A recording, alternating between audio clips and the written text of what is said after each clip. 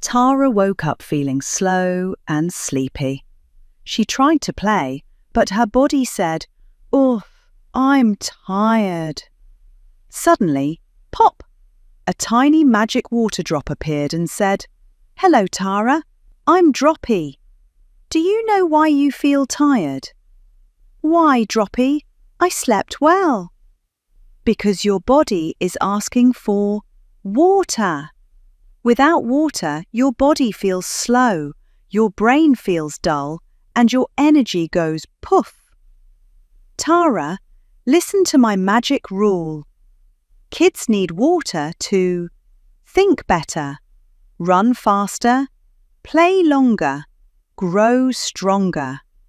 Tara's eyes shined. "Wow, water does all that." Tara takes a big sip.